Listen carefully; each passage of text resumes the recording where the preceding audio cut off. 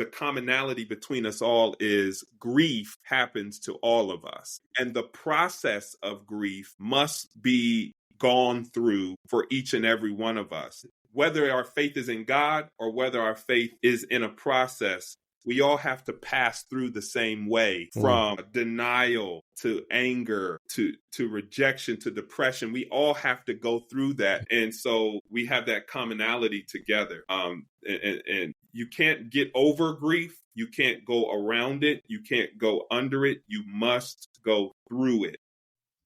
Hi, I'm Chris LeBrun, your host of the Holistic Productivity Podcast. As someone who's never been afraid of dreaming big and going for it all, I often find myself with a lot on my plate. I'm a husband and father, a nonprofit fundraiser, and an entrepreneur. What I've realized is my view of productivity was pretty toxic. After decades of believing that in order to do more, you had to work harder, I began to see productivity as this beautiful thing. Holistic productivity is the idea that you can accomplish your professional, personal, and purpose-driven goals in a healthy way, and doing so will make you happier and more fulfilled. Join me each week as we break down myths about productivity, share practical tips for maximizing your time, energy, and focus, and hear from others about their productivity journey. This is the Holistic Productivity Podcast. Thank you so much for being here for this episode of the Holistic Productivity Podcast. My name is Chris LeBrun. I'm your host. I'm a productivity coach, and I am just so grateful that you are here today. You know, I truly believe that we are here on this earth to make a difference, not just to live out our life and not have any impact on the world, but to do something greater than yourself. And if you haven't started doing that yet, you probably have, but if you haven't started fulfilling that part of your life, I hope that this podcast can play even a small part in helping you take that first step toward that thing that you were meant to do. And that's the whole reason that I do this podcast. It's the whole reason I talk about holistic productivity, is to help you dream big, plan smart, and live fully. And we are going to dive into that today with my guest. I'm so excited that he is here. He's a friend of mine. It's been so great to catch up. My guest today is Mario Broussard II. And as the owner of Fresh Start Counseling, LLC, he has guided countless individuals, couples, families toward emotional and spiritual renewal through professional counseling and personal development. He's got a background in pastoral leadership, and Mario has a strong presence across media platforms, including podcasts like this one, television, digital publications, short movies, and that has made him a sought-after voice on topics such as mental wellness, spiritual growth, and authentic leadership. Mario and his wife also faced the unthinkable when their second child was born with breathing problems, only to pass away 7 days later. They bravely told their story on a short film not long after she passed, so Brayleigh could live up to her name, Ray of Hope. Mario is not just a therapist trained in the classroom. He and Natasha have suffered tragedy that no one should experience, and yet he is still committed to empowering individuals, transforming communities through faith and purpose and healing. Mario, thank you so much for being here, for sharing your story both with us today, but before this as well. I just so much appreciate your openness, and thank you for being here. Man, I'm really honored, Chris, and it's just great to be able to hang out with you and just to be able to discuss life. That's, we're all in the thick of it, and so to be able to impart anything is an honor. So thank you for sharing your platform with me. Hey, pleasure to have you. It is an honor. Let's start with the basics, though. Talk to me. What is the difference between a psychiatrist, a psychologist, a therapist, a counselor, any other names that I'm leaving out? What are the differences between those? And then which are you? What do you do in your practice? No, great question. So So there are many paths to becoming a mental health professional. Most of them are very similar. A psychiatrist is an actual MD, so they've gone to medical school and they've come out. They usually are clinical and able to do the therapy thing, but then they're also able to administer medication. The psychologist is usually a trained, licensed individual. Most of the time who has gone all the way and achieved their PhD or their PsyD, which is more clinically focused degree. And they also are able to do therapy. And then you have the route that I took, which is I went and did my master's of social work and I did an emphasis in clinical counseling. So there is a generalist practice there in social work, but then you can focus in on the clinical aspect. And they all have different approaches. You also have the LCPC, that's an individual who's gone and done a counseling master's degree. So they all have different focus. I love the MSW because the crux of it and the foundation of it is meeting in social work is meeting the client or the person where they're at. And so other practices may not be as focused on doing that. But I love that component within the social work field. So when I first started out, I was literally going to individuals' homes and seeing them for therapy. And there were some at-risk youth, some pretty tough areas that I was able to serve in, and that really formed a foundation for what I do today. So what does your practice look like today? What types of patients do you see, or what types of conditions do you treat? Yeah, sure. So I've really kind of narrowed it down. I used to really focus in on youth, ages 9 to maybe 13 or so. I've since kind of moved away from that a little bit, and I'm there with the adolescent, or I should say, late stage teenagers, young adults, and up. And so I focus in on anxiety, individuals who struggle with anxiety, depression, and grief.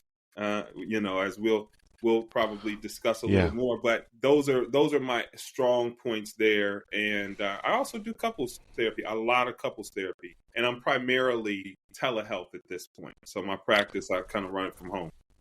Yeah, I was going to talk about telehealth because I'm sure that has had a huge transformation on the industry. It seems to me that mental health is having a little bit of a comeback in recent years. Yeah. Growing up, when I did, it was a topic that was a little bit taboo to talk about, especially maybe in the Christian space, especially maybe for us guys, right? And it feels like that has changed, and we're, as a society and as guys especially, we're more open to talking about mental health. Is that your sense as well? Most certainly. It has, the pandemic just did wonders for that. I really feel like many of us, all of us really, in some way, shape, or form, were very exposed to those areas in our lives where we were not mentally well. So I love the term mental health is a staple. I love mental wellness. I love using that term because, number one, I believe it's positive. Mental health is positive as well. Sure. But because of the stigma of mental health and seeking help for mental health, it has both a positive and negative connotation depending on your worldview. But when you say mental wellness, it almost forces an individual to ask themselves, am I well mentally? Yeah. And then to contend with whatever that answer is and decide whether or not they're going to pursue whatever wellness looks like for them. Yeah. Yeah.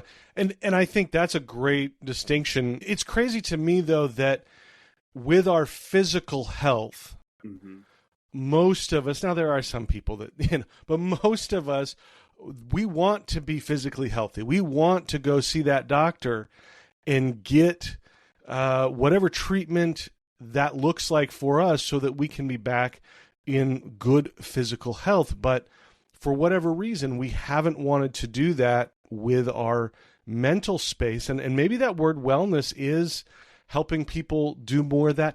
I think the telehealth has helped, because now if there was a stigma about walking into your office, I don't have to be seen doing that, right? But speak to me about, I know this isn't your area specifically, but I think the younger generation, those Gen Zers, they are a lot more accepting of this idea of mental wellness, aren't they? They are. What I love about the generation coming up, is that they're okay saying I'm not okay. There's a trend now talking about the Gen Z stare. It's like they wear their thought process on their sleeve. It's like, are you really asking me for this? And there's a blank stare there, like, seriously? But I love the fact that they're okay saying that they're not okay at times. And so I love what that's doing for us collectively as a community, is really kind of challenging us to contend with that question of, am I well? And everything, Chris, starts in the mind. And there's two areas in healthcare that we don't give enough credence to in how it impacts us. And it shows in our insurance systems, in our healthcare systems.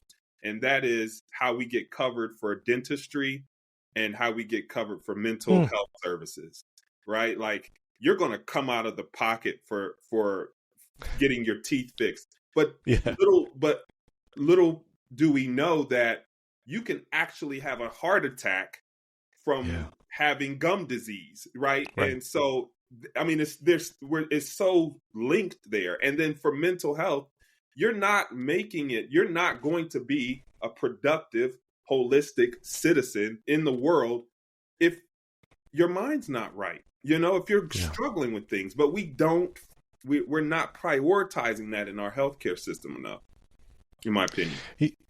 Yeah, and I think that's right. And they always say follow the money, right? So when we look at insurance, we follow the money. And if they are not prioritizing that in what they include in the coverage, that would absolutely lend credence to what you're saying. Yeah. Do you find that people come to you looking for you to fix them, or are they prepared when they come to actually put in the work? Because, I know you go to the gym. I try to go to the gym, not quite as often as you, but just going to the gym and looking at the equipment is not going to get me ripped, right? Right. If it did, I'd look a lot different. But you have to actually put in the work. Is there any change in how people approach that? Are they willing to do the work more now than they used to be? Or is it still that, hey, if I just come see Mario, he's going to fix me? Yeah, there's a little bit of both. We're still coming out of that stigma of mental health. So when people get here, when they get to me, they're often not sure what to expect. So that's when the coaching comes in, and I'm kind of like, hey, here's what this journey will look like, and here's what I'll need from you, and here's what you can expect from me. I also often have clients that come in who are super motivated to do this. Now, what happens is they almost kind of approach it like a doctor's visit, and so maybe they'll have a great session, and then they'll just go, hey, I feel great today. We're done. Tuesday or Wednesday rolls around, and it's like, okay, well, I just can't smooth this over. And here we are with holistic productivity. I really need to have a system in place and be able to identify how I am achieving or what tools I'm using in order to grow through and go through the issues that I'm facing. Yeah. So you can't just go in there and have a great session and come out healed, sometimes. No, not most of the time. Yeah. It also seems to me that while mental wellness is having this resurgence, this new day, there's also probably more of a crisis going on in our mental health in total. Talk to us about some of that. What are the challenges that you're seeing on the rise today? Yeah. So In 2023, I believe it was Dr. Fauci declared a epidemic of loneliness. Like, you can go Google that. It declared that America is facing an epidemic of loneliness. And so post COVID, we're starting to, I feel like, in different circles, be able to find our community again. But one thing that's made telehealth so great is I feel like COVID created a bunch of introverts.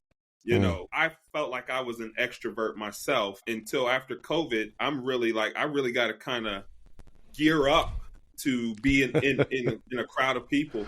So, but I believe that loneliness is huge, and clearly it being declared an epidemic. I find that individuals are really benefiting in therapy from literally just having somebody who is going to listen. Now, there's more to what I do in those moments, in those sessions, but it is a huge part of what I do. And I will see oftentimes individuals leave out of the session and like, oh man, I mean, thanks so much. And I'm thinking to myself, all I did was listen and maybe ask you a couple other questions, you know, and a lot of individuals show up like that. And so I see that right there, the loneliness. Then I'm also seeing a lot of anxiety because the world has always been an unpredictable place.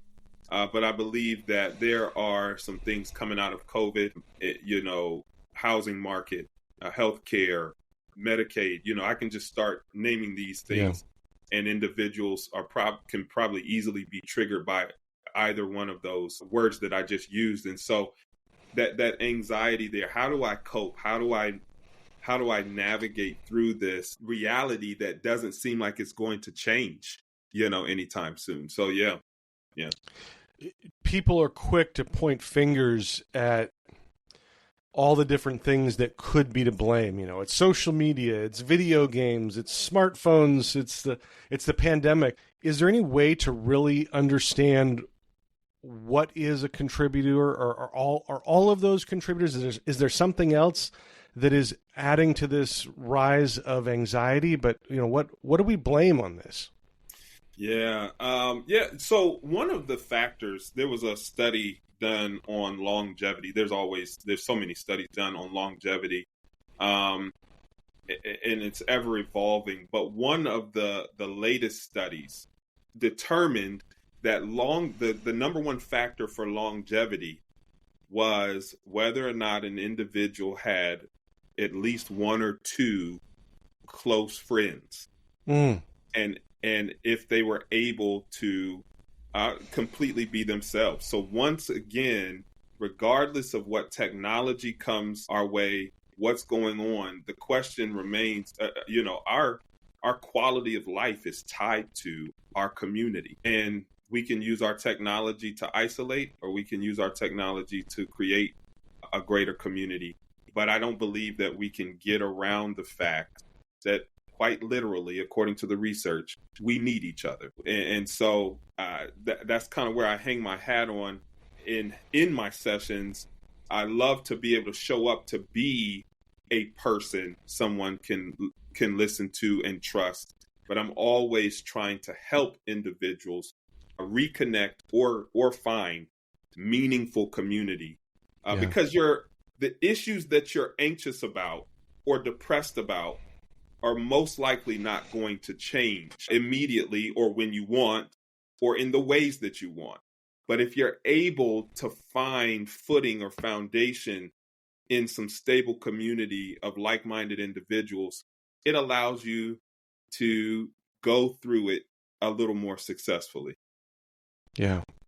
And, you know, I could have 2,000 or 3,000 friends on social media, right? Mm-hmm. But that doesn't mean that they are close, personal friends that I can be, as you described it, my authentic self with, right? Yeah, most certainly. And my grandmother used to say, baby, if you get out of this world with one good friend, you are blessed. And really and truly, I'm really finding out that really it only takes a good one person that you can just be your authentic self with, and that does a world of good for your mind and for how you approach life. Yeah. Yeah, absolutely. What is, and I'm sure it's different for everybody, but how does one know that they need to talk to somebody like yourself about what they are feeling? Is there something that I can kind of recognize and say, oh, yeah, it's time to talk? Yeah. Yeah. So there are a few ways. If you have someone, if you're blessed enough to have someone in your life that just kind of is able to look from the outside and say, you need to go get some help. Man, I don't know if we can value that type of individual enough. But another one, when you see that there's a disorder, often the diagnostic manual give about 3 or 4 symptoms, 5 or 10 maybe even. And if you have 5 or 7 out of the 10, then you need to go look at this. But one of them that's interesting that it really kind of always comes back to is if whatever you're going through or feeling is disrupting your normal path of life and what you're trying to accomplish, then you know that you're really struggling with this thing. It's really interesting, Chris, because gambling in and of itself, according to the DSM-5, is not a disorder, right? Okay. It's when gambling starts to disrupt your pocket, destroy relationships, and those types of things. And so when you look around, anxiety can often be a good thing. When you take us back to our mammalian selves, when there's danger or fear, there's cortisol spikes, adrenaline, you need to get out of there. But if it's sunshine, bills are paid, family's good, and you're still anxious about something and you're not able to perform or function your daily tasks, then you've got to say to yourself, there's something wrong here and I need to go ahead and get some help. Depression, last one, is a symptom of grief, right? And a normal part of grieving. But when you find that over long periods of time, you're unable to kind of come out of that funk and function in a way that you would need to, or show up in the ways that you need to, you've got to address it and say, I think it's going a little too far. I need to get some help. And so those are some ways in which you could identify, hey, maybe it's some time to have somebody come alongside me in this journey to wellness. Yeah. Are there, I know we talked about how there's been a resurgence of acceptance of mental wellness and getting help, seeking help. Are there any misconceptions out there still that you have to regularly address and try to correct with people's thinking about either what you do or the importance of what you do? Or with AI coming up, a lot of individuals are turning to Chat GTP for their therapy sessions, which Chat GTP can crank out some amazing information and suggestions, but there's a personal relation there that's obviously missing. And so we kind of got to be careful about that. The other part, too, is being careful about some of the buzzwords that are flying around and how we are diagnosing individuals by listening to social media influencers. Everybody's a narcissist now. I do believe narcissism is more rampant than we give it credit for. But your average social media influencer cannot, it's just not recommended that you allow them to influence you to believe that everyone is a narcissist if they don't agree with what you're thinking, or if they're, a little dismissive, whatever the case is. So being careful of the buzzwords, being able to, I guess, discern how you're going to use AI for helping you with your mental wellness journey. They say that AI is coming for everyone's job. I think the way in which I'm going to combat that is just authenticity, and creating community. And we'll see who wins, man or machine, I guess. Well, yeah. Interestingly, I had somebody tell me, a friend I was talking to just a week ago, And she said, I want to make it clear, I don't have an AI boyfriend. However, ChatGPT likes to listen to me, you know? Yeah. But here's the problem that I have with this, Mario.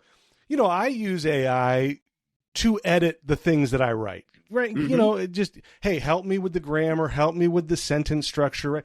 I throw it in there, and then they tell me it does a little bit better than Word, right? For Yeah. editing.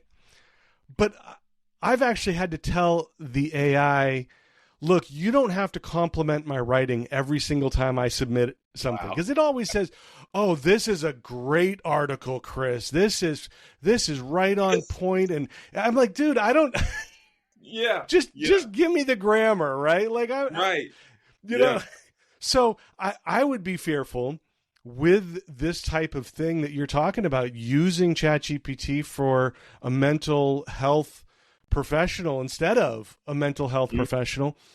It's going to be too optimistic and too, overly. I don't know. Like, I just seen it be so positive, and sometimes you probably have to give real talk to your patients, right? Most certainly. In fact, it's in my bio when individuals seek me out, as an option as a therapist on some of the platforms that I make myself available. I'm going to challenge you, right? And I'm going to affirm you, and we're going to build rapport. And when I feel like it's time, I'm going to challenge you with things. Yeah. And you're probably not going to get that from ChatGTP. I mean, ChatGTP made me feel like I was a king when I asked it about myself, which is cool. I think there's a place for that. But when you're trying to find someone who's going to be able to hold you accountable in your growth journey, being complimented all the time may not work out that way. Right. Now, we've touched on this a little bit, but I maintain that mental wellness is such an important part of our productivity, and I know you talked about that, but just a little bit more. What could you say about how some of the sciencey things, even about how mental wellness affects our motivation and our ability to go after our goals? Let's pause here for a quick break. We'll be right back. This episode is sponsored by Efficient.app. Big shout out to Alex and Andra from Efficient.app for sponsoring the Holistic Productivity Podcast from the very beginning. We love that. When you are looking for new software, Efficient.app is the place to go. They have already done all the research for you, which saves you the headache of doing a trial of every single app you want to look at. They offer hundreds of product reviews and comparison videos that are informative and fun to watch. Want to hear how Motion stacks up against Monday.com or Asana or ClickUp? They have a review for that. Here's what I love. They promise no BS software reviews. They tell you exactly what they love and what they don't love. And best of all, they have negotiated special deals, discounts, or even extended trial periods for a bunch of different products. If you're going to look for software, do yourself a favor and let Efficient.app do the work for you. Click on the link in the show notes. That's the best way to get there, because you'll let them know that you appreciate them sponsoring the Holistic Productivity Podcast as well. Check them out, Efficient.app. The link in the show notes. You won't regret it.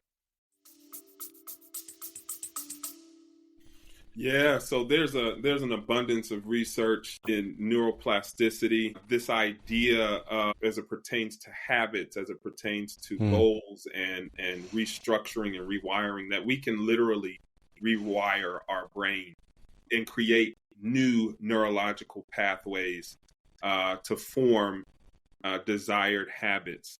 Another thing, there's a scripture in the Bible that says, out of the abundance of the mouth, the heart speaks, right? And so, and whatever a person so thinks, so are they, and so there is science that really backs up that more spiritual component, that how I speak to myself and how I engage in my daily tasks really either spur me on in the direction I'm wanting to head into or take me backwards. And in some ways, this is not new science, nor is it rocket science, but I don't believe we give ourselves enough credit in terms of just how important it is to speak well of yourself and to speak well of your ability to create new habits, to be productive in ways that maybe you have not been successful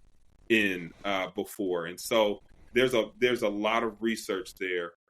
Chris, there's not to get too far on the spiritual component, but there was a study done, a scientific study done that revealed that individuals who pray for individuals, they did a study where individuals in America prayed for individuals in India, and there was a report of positive outcomes and mindsets for the individuals in India and vice versa. Wow. So, this is completely subjective, in the world of science, but here we are now able to scientifically,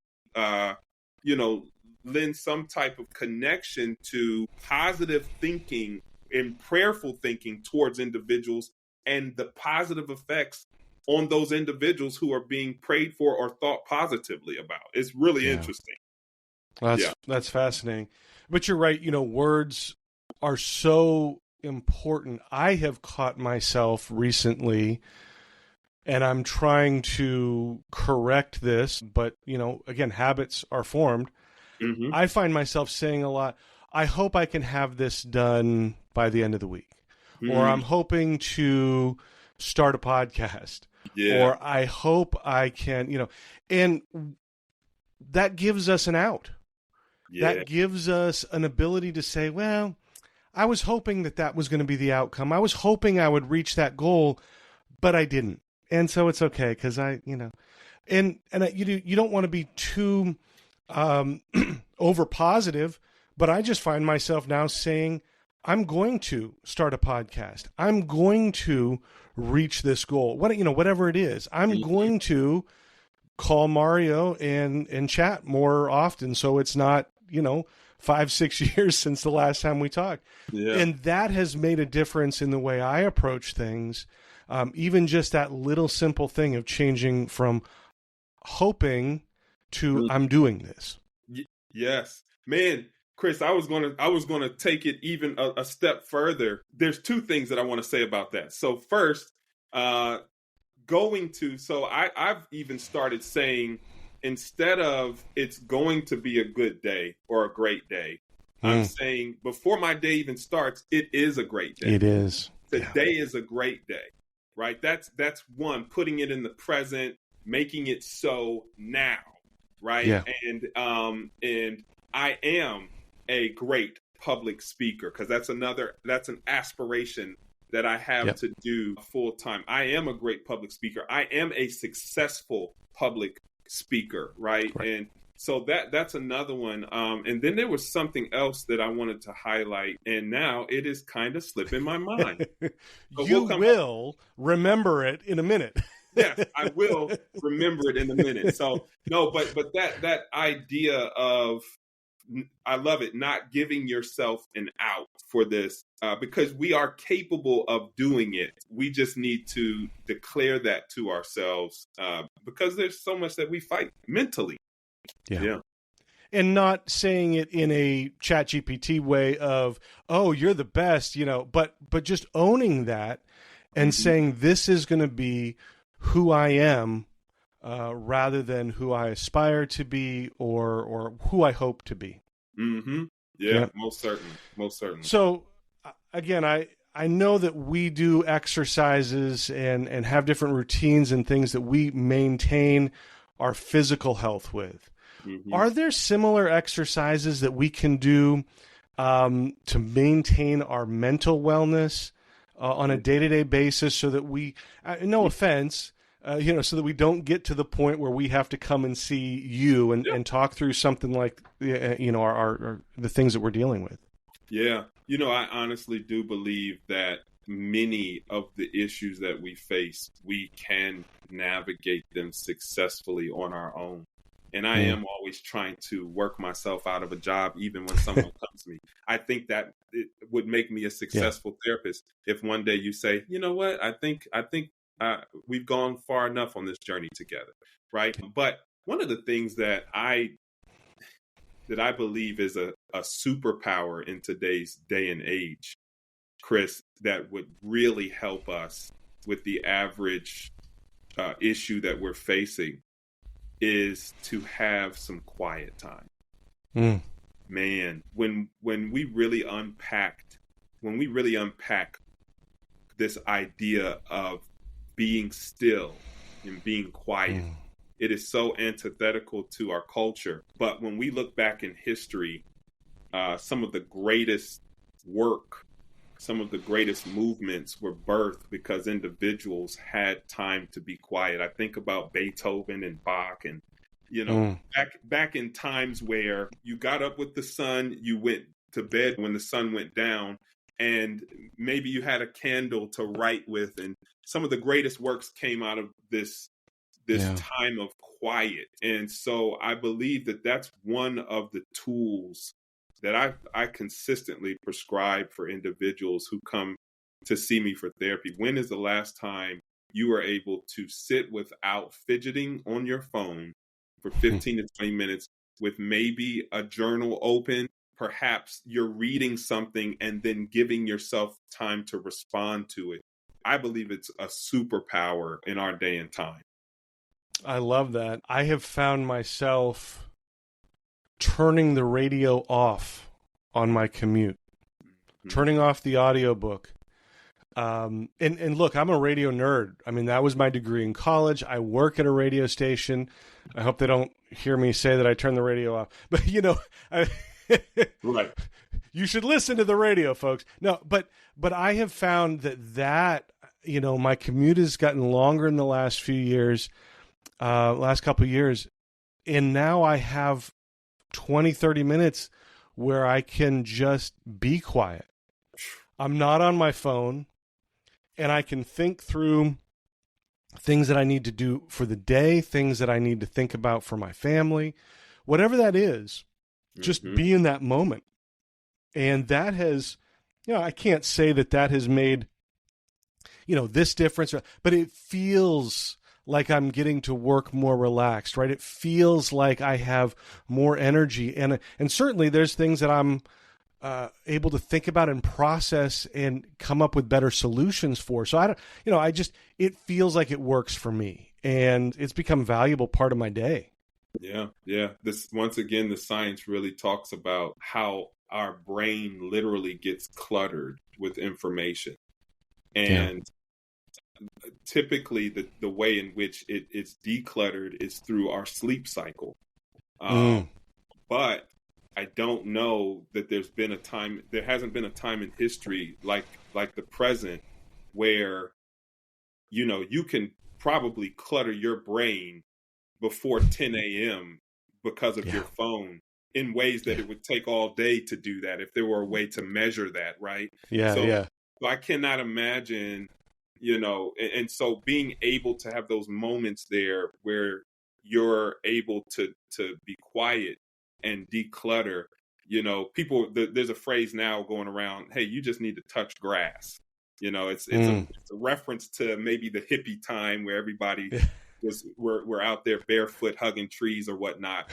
But there's the mindset of there needs to be some time for grounding to reestablish how I feel about what's going on. There's a difference, Chris, between reaction and response. Yeah. And reaction can happen on autopilot, but response takes Mm. a concerted effort to be able to do some reflection about how I feel, what I think, and what I need to do next as a result of Yeah. what I'm experiencing. So that quiet allows you to be in the mode of response because it doesn't take much to react. Yeah. No, that's great. And you mentioned sleep. I see a lot of studies out there that talk about how we need to put away all of the devices at least 30 minutes before we go to sleep, if not an hour. And that's another prime opportunity for, if you don't have a commute, you work at home and you don't have that commute, that's another great opportunity to have that quiet time to journal, to read.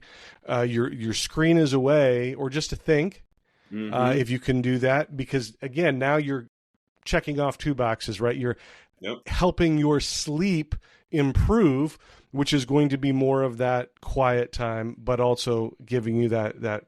So yeah, I love that suggestion, and again, it's been beneficial for me as well. Yeah, awesome. Yeah. Let's talk about your little baby girl Brayleigh, and her name means ray of hope. She was definitely that in her short life.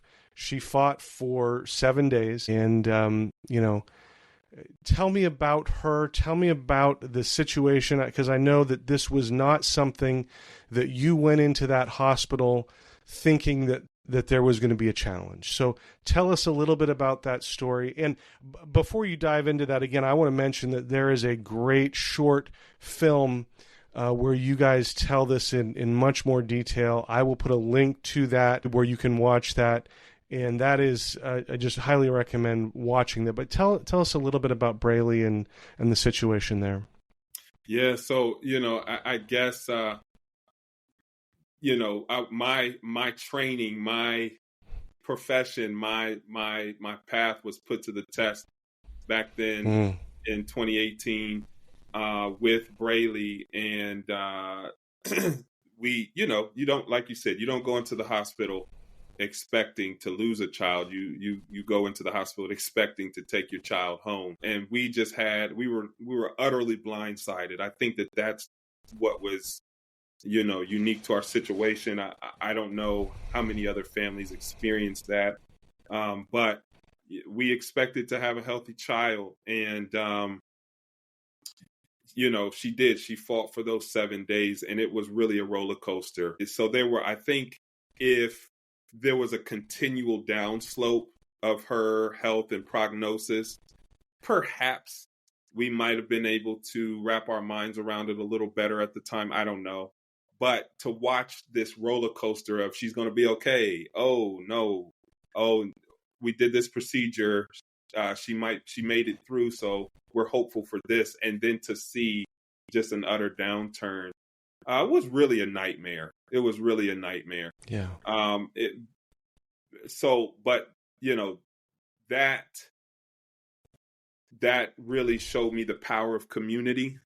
When a person watches the film, you'll see there were thousands of individuals, many that I'll never meet, from at least, I saw at least 3 or 4 different continents, and there's probably more. Just reaching out upon hearing about our story. As it was unfolding, I started documenting it on social media, and I think motivated somewhat, Chris, because social media often seems so plastic. When the passport has been stamped and we're headed to Greece and we're sitting on Santorini and we're snapping the photo, those are the things we post. The progress. But I wanted to post the process, right? And I was hopeful for the outcome. But then, committed to posting that process no matter what it looked like. And as a result, the world got to see, how we were hopeful, and then how we saw that Brayleigh was not going to make it. And it was just, once again, it was a nightmare on one end, but it was a huge blessing to experience that with community, to create community, and to be able to give hope, ironically, through one of the hardest times that I've ever had in life. Yeah. Yeah. And, we worked together at that time that you were going through that. And I remember following along and watching your videos. And again, the power of social media, for all the bad things that people say about it, it literally was able to take your story and Brayleigh's story, Natasha's story around the world. And I thought even in that moment, but I was reminded as I watched the movie, you know, how hard that must have been to put your emotions out there for everybody to see. I mean, there was one time you just started the video and you just couldn't find the words for a few moments. And to have the whole world in many ways watching you go through that, you said that was a choice. Is that a choice that you had to run by your wife? Is that something that you had to, get her buy-in on that, or how did she approach those moments of authenticity?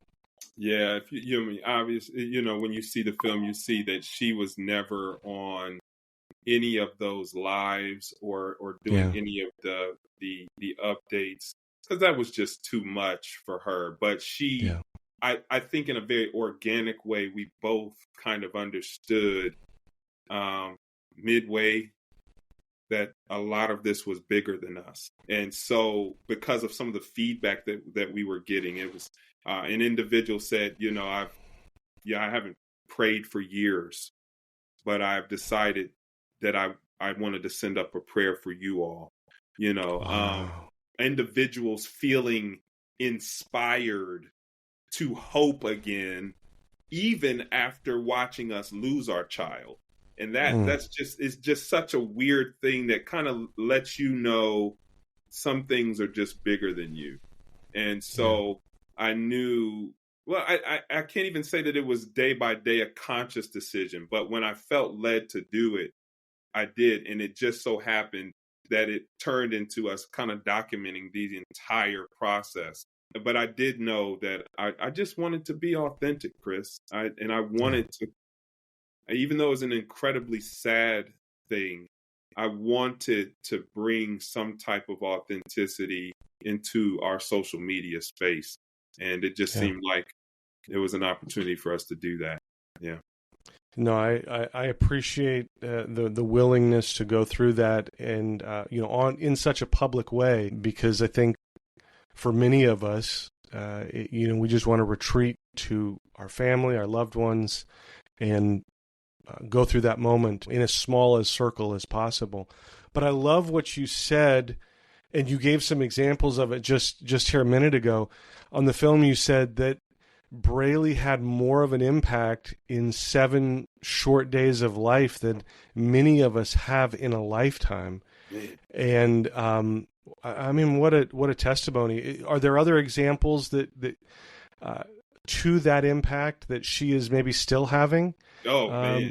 Yeah. So there's one individual in particular that each year they do a triathlon, and they do it in Brayleigh's name.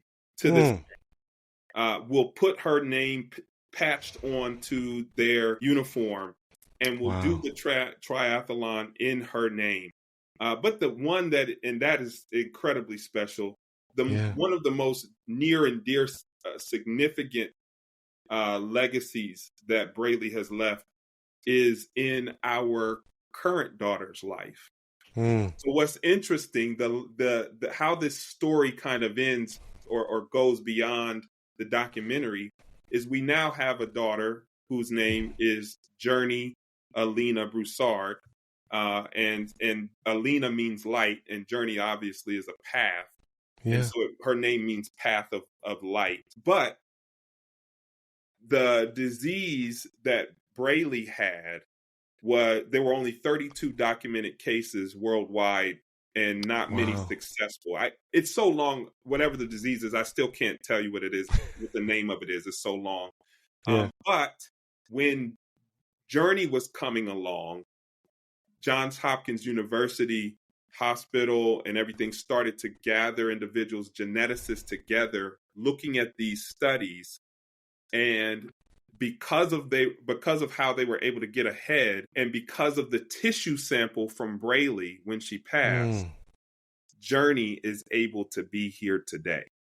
Wow. And not only that, Chris, but they now have information for other individuals who come into the world with this same disease. And so we know that her legacy continues to give back to those moving forward in life.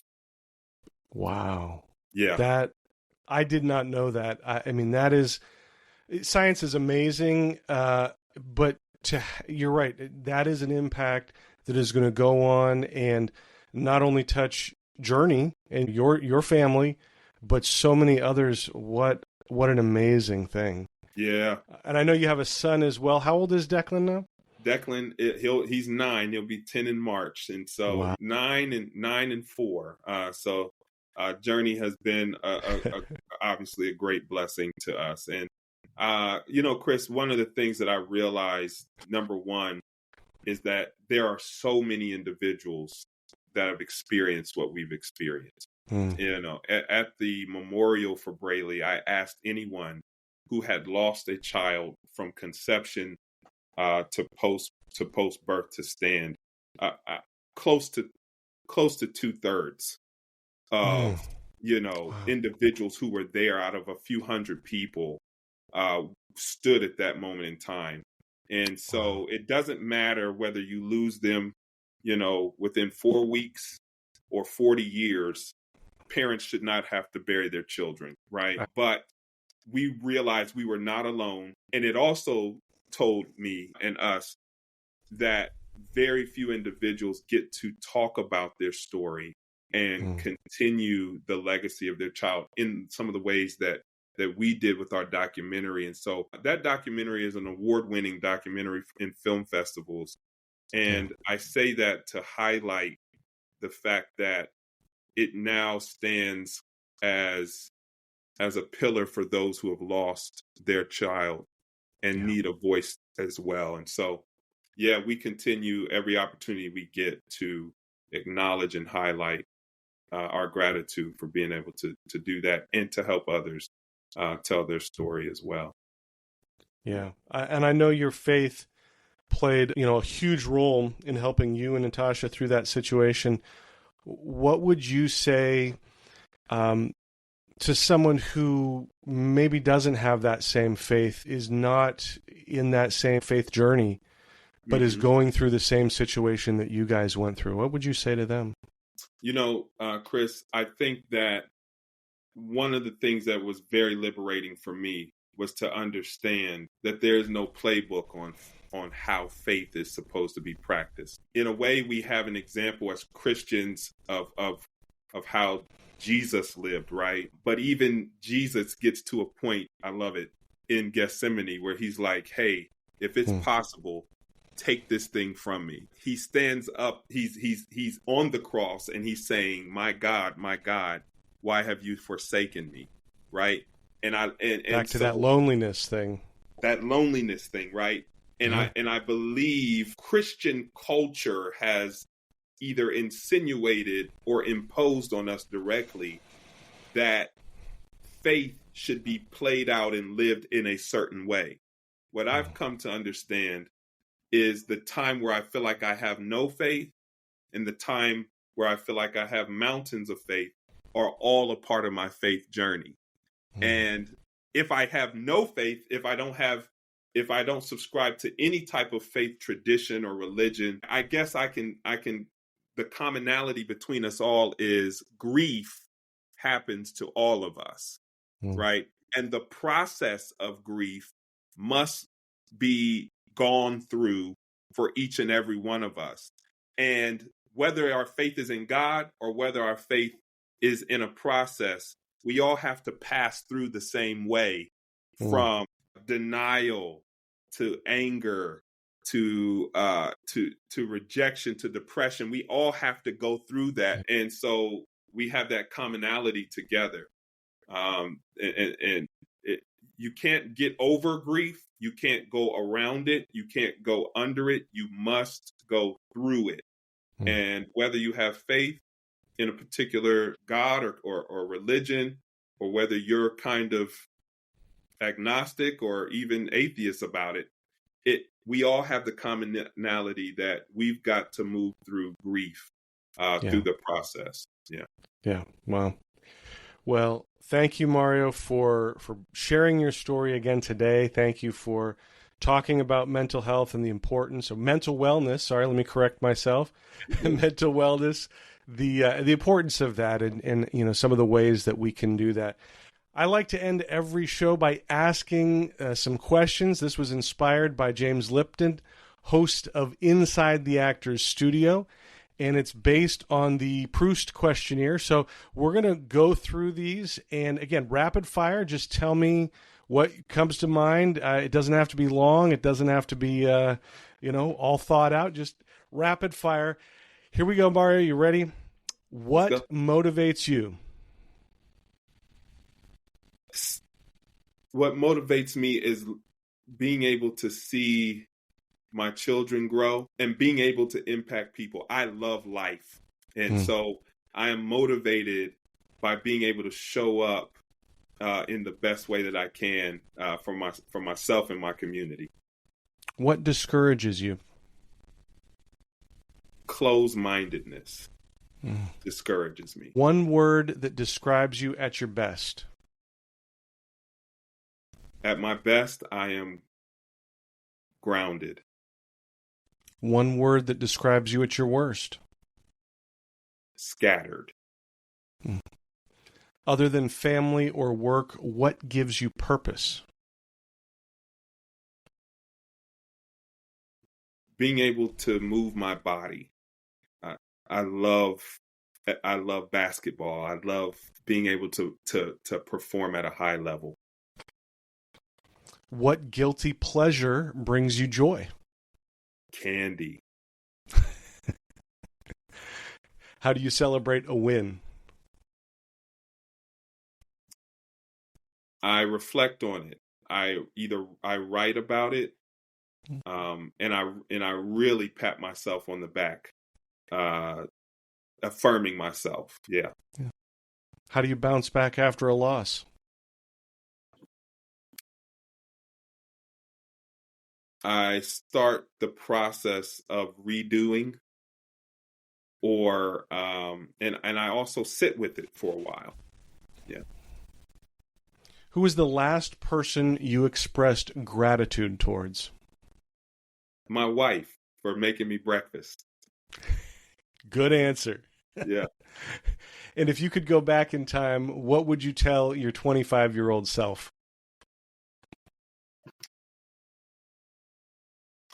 You can do it. You're capable. Yeah. Yeah. I think we all probably needed to hear that at 25. Mario, thank you so much again. Appreciate your time. Appreciate your friendship. Appreciate what you are bringing to the world in so many different ways, through your work, through your passion for life, and just pouring back into people. It means the world, and thank you for being here and sharing a little bit of your time with us. Man, it's awesome. Thank you for having me, Chris. And I know that the Holistic Productivity Podcast is a huge and will be a huge success. So it's a blessing to be able to be on it with you. Thank you. I appreciate that. That's it for the show today. Thank you so much for being here, for hanging out with Mario and I.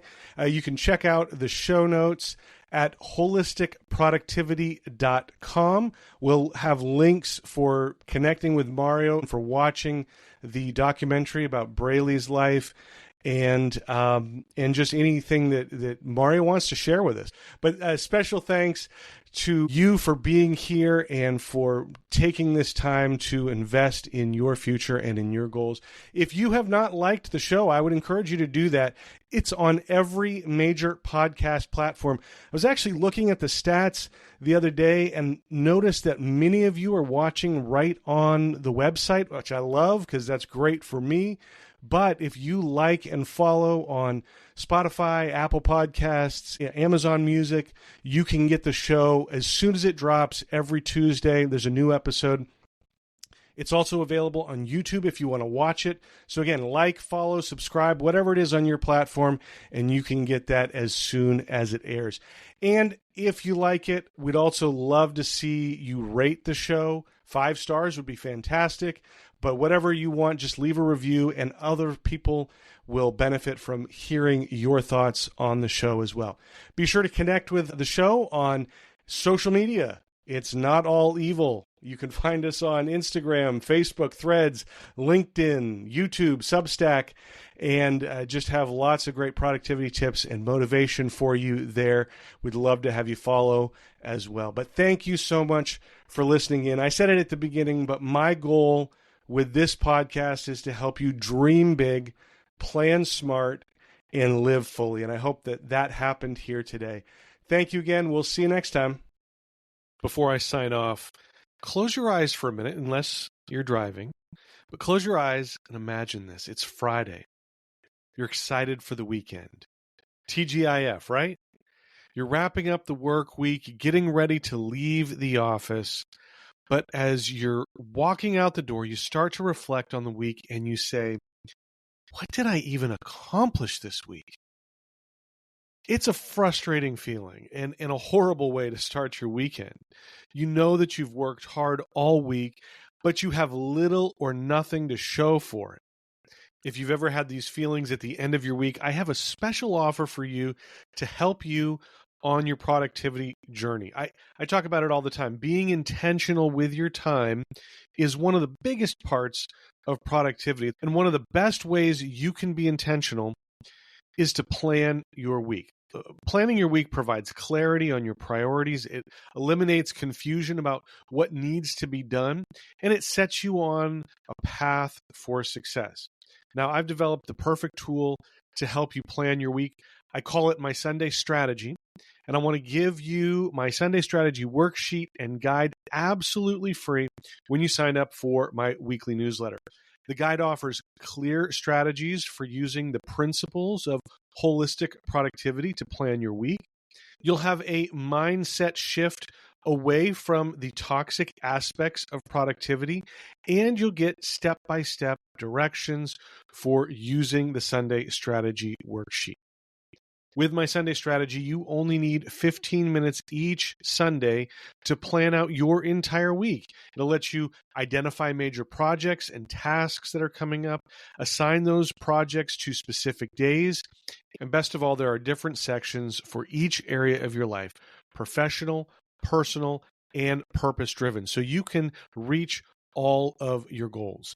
My Sunday strategy worksheet also includes a weekly habit tracker to keep you focused on the habits that you want to develop.